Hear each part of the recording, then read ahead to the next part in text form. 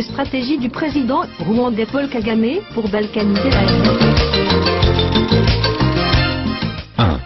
Corrompre les Congolais, parce qu'ils sont encore aveugles, et n'ont pas encore su que l'argent a sa fin, ils aiment une vie facile et rapide. 2. Créer une confusion entre les Congolais eux-mêmes, parce qu'ils sont des assoiffés de pouvoir et sont encore immatures sur le plan politique. Ils ne peuvent pas penser plus loin que leur nez. Le régime de Mobutu a gravé dans leur mémoire la vie facile, celle du présent. Gérer l'avenir des Congolais, puisqu'ils ont de difficultés à savoir où ils vont, à quoi aboutir dans tout ce qu'ils font. Voilà la raison de leur aveuglement. 3. Convaincre les Congolais de toujours refuser la voix du peuple, parce que la population congolaise ne veut pas de nous, les Rwandais, sur son territoire. Apprendre à diriger ce peuple, sous le coup du canon imposé. Lorsqu'ils s'opposent, tuer certains d'eux et les restes, pourront procéder à une involontaire reddition. Nous ne devons pas nous soucier de leur liberté de choix ou de vouloir parce que nous ne sommes pas là, pour ça mais pour un autre but. 4. Convaincre les Congolais toujours de ne pas penser à leur nation, leur patrie. Lorsque nous leur parlons, leur montrer qu'à partir du projet que nous entreprenons ensemble, ils deviendront riches, ils achèteront des véhicules, maisons et ils seront bien. Ils oublieront qu'à partir de leur pays, ils ont plus que cela. Toujours les distraire avec la musique, les belles femmes et la bière. Pour nous, nous avions été en refuge et savons que tout cela est vanité de vanité, si vous n'avez pas une nation ou une patrie. Pour eux, ils ne doivent pas savoir cela. Trouvez toujours parmi eux des collaborateurs, marionnettes qui seront utilisées pour bafouer la souveraineté de leur propre pays. 5. Donner aux Congolais l'honneur éphémère et se rassurer qu'ils en soient aveuglés pour qu'ils ne puissent pas connaître nos buts, objectifs ou cibles. Trouver 4 à 5 escortes militaires pour nos collaborateurs congolais. Ils verront en cela l'honneur, mais pour nous, nous le ferons dans le cadre de les priver de leur liberté, car l'escorte militaire sera donné la tâche de les surveiller. En d'autres termes, il mènera une vie de prison sans le savoir. 6. Lorsqu'ils voudront se séparer de nous, trouvons tous les moyens possibles de les tuer parce qu'ils peuvent avoir maîtrisé un iota de nos stratégies ou tactiques. 7. Une fois que nous avions perdu l'un d'eux, nous n'allons toujours pas manquer quelqu'un d'autre à aveugler. 8. Toujours penser à utiliser les Congolais pour démentir toutes les accusations et dénonciations faites contre les forfaits que nous commettons sur leur territoire. Les Congolais collaborateurs feront tout pour nier notre présence, afin qu'eux-mêmes puissent endosser les responsabilités, car si nous portons un démenti, nul ne va nous croire. Rassurons-nous qu'en fin de compte nous puissions conclure en disant que ce problème n'engage que les Congolais eux-mêmes, et manifestons qu'on n'a aucun souci, un quelconque intérêt dans ce qui se déroule en RD Congo. 9. Tuer ou assassiner tout cela qui s'oppose à nos plans, pour que d'autres vivent dans la terreur, et stoppent de parler de nos affaires. 10. Appeler tous les Congolais, qui ont de l'argent et ceux-là qui ont étudié et leur proposer le pouvoir ou l'argent. Comme le pouvoir est comme un gâteau sucré, personne ne va refuser. Utilisons surtout leurs études et leurs richesses pour détruire leur pays, car à partir de leur ruine, nous bâtirons notre Rwanda et un jour nous leur donnerons des métiers d'enseignants et d'autres sales métiers, surtout ceux-là qui jadis étaient nos collaborateurs, et surtout qu'en ce moment-là nous ne bénéficierons rien d'eux. Profitons de leur ignorance pour bâtir notre pays et détruire les leurs. 11. Utilisez toujours la RD Congo comme notre champ de bataille, car nous n'y avons aucun frère, sœur, bref aucun membre de famille. Cela pourra épargner notre pays contre toute destruction et contribuer à la destruction de la RD Congo, comme c'est surtout notre objectif. 12. Les militaires congolais, que nous aurons convaincus, seront toujours placés sur la première ligne de front pour leur permettre de s'affronter contre leurs frères et de s'entretuer. Cela pourra nous permettre de sauver la vie de nos militaires, car notre souci n'est que de les anéantir complètement et surtout de tuer d'autres sur le plan politique.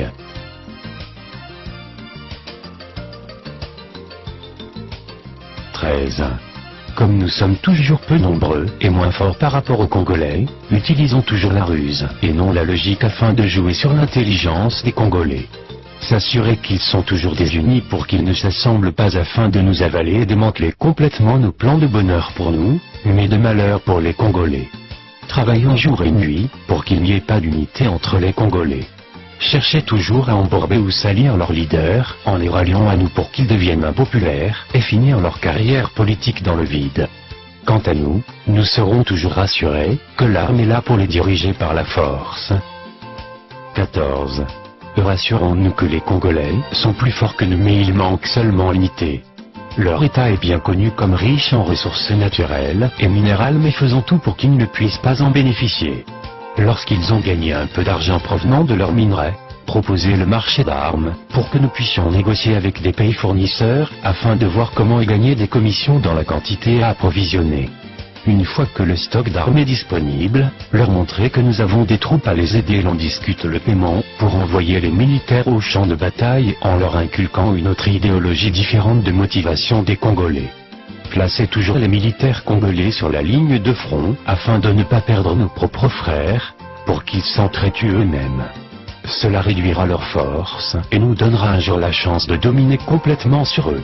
Une fois sur le sol congolais, dirigez en maître absolu et oubliez celui-là qui vous a appelé car il est d'avance faible militairement par rapport à vous. 15. Créez en eux la mentalité de guerre et leur montrer que nous sommes les mêmes, mais nous nous rassurons que tout ce que nous gagnons chez eux nous permettra de construire le Rwanda. Tout ce que les Congolais collaborateurs achèteront au Rwanda, laissez-les paisibles comme nous sommes encore dans les mêmes business, mais une fois que nous n'avons rien de commun avec eux et qu'ils ne peuvent plus nous être utiles, montrez-les que leurs biens achetés au Rwanda entrent dans la catégorie des biens mal acquis, et d'office les confisquer. En ces moments-là, ils fuiront le Rwanda et voltigeront ou papillonneront ailleurs où ils seront démunis et se remémoreront de la gloire éphémère qu'ils ont eue avec les Rwandais. 16. Chaque fois que nous remarquons que la conscience des Mes Congolais... chers compatriotes, en auditionnant la vidéo de soi-disant cette stratégie mise en place par le Rwanda et Kagame pour balkaniser la République démocratique du Congo, qu'est-ce que nous devons dégager comme analyse et en tirer une conclusion simple? Mes chers compatriotes, nous sommes dans les contestations de résultats présidentiels qui ont été annoncés. Alors, en suivant cette vidéo, nous devons à un certain moment grandir dans notre maturité politique. Kabila et son parti politique ont fait en sorte qu'ils puissent avoir cette majorité législative. C'est quitte en nous menant le peuple congolais de pouvoir se mettre debout. Quand on s'est dit de se mettre debout, ce n'est pas à mettre encore le pays dans le chaos. Nous devons, d'une façon politique, d'une certaine maturité politique, de se dire, nonobstant que les institutions, le Sénat, l'Assemblée puissent être avec cette majorité législative, c'est quitte à nous maintenant, peuple, de pouvoir soutenir, accompagner le nouveau président de la République démocratique du Congo en la personne de Félix Tshisekedi, car nous devons nous dire, peuple congolais, le pouvoir, c'est le peuple qui détient le pouvoir. Nous ne pourrons jamais construire notre pays en souhaitant encore de le mettre KO. On ne peut pas construire un pays dans la guerre. Nous devons rehausser notre maturité politique de se dire, puisque c'est le peuple qui désigne, puisque c'est le peuple qui a le pouvoir, alors c'est quitte à nous d'être avec notre président de la République en la personne de Félix Tshisekedi. C'est la seule façon, dans les 5 ans, nous pourrons préparer la jeunesse congolaise, nous pourrons préparer cette relève de la jeunesse afin de pouvoir bâtir un État fort, un État crédible quelque part. Alors, mes chers compatriotes, sortons de toutes ces contestations. Nous sommes en tout le temps dans des polémiques, dans les contestations, sans pour autant chercher à y apporter des solutions. Cette vidéo nous démontre ce que nous sommes. C'est quitte à nous maintenant le peuple de faire en sorte que nous puissions construire ces pays. Nous puissions faire en sorte que cet État puisse retrouver sa grandeur. C'est dans cette démarche que nous pourrons avancer, que nous pourrons mettre ces pays debout. Alors, mes chers compatriotes, nous devons quelque part nous ressaisir. En auditionnant la vidéo, on constate que cette stratégie date des jadis, depuis que Mobutu était là. Alors, aujourd'hui, nous avons pris conscience de ce qui s'est préparé, de ce qui se prépare encore, compte tenu de la façon dont les élections se sont déroulées. Alors, c'est quitte à nous, peuple congolais, de nous rassembler du nord au sud, de l'est à l'ouest, que nous puissions faire un bloc. Ces blocs, c'est pour accompagner le nouveau président Félix Tshisekedi. C'est le peuple qui doit protéger maintenant ses présidents. Mes chers compatriotes, si nous ne faisons pas ces pas en nous rassemblant derrière Félix Tshisekedi, dans les 5 prochaines années, j'avance même les années un peu plus loin, dans les 2 prochaines années, nous allons perdre cette République. Alors, mes chers compatriotes, prenons acte. Tous et toutes, nous devons protéger l'actuel président de la République. C'est un enfant congolais. Ses racines, ses origines, nous les connaissons tous et toutes. Alors, nonobstant que je suis un homme qui, dans mes thématiques politiques, je me dis, la République a une histoire. La République démocratique du Congo a été une terre d'asile. Nous avons, pendant notre génération, nous avons fait notre scolarité, nos cursus universitaires avec des Burundais, des Ougandais, des Libanais, des Sénégalais, des Camerounais, qui sais-je encore. Parmi toutes ces nationalités, il y a certains de ces enfants qui sont devenus Congolais. Alors, c'est quitte à nous de faire en sorte que chaque enfant qui est devenu Congolais puisse respecter la République, puisse être dans cette démarche de pouvoir reconstruire ces pays ensemble. Mes chers compatriotes, prenez acte.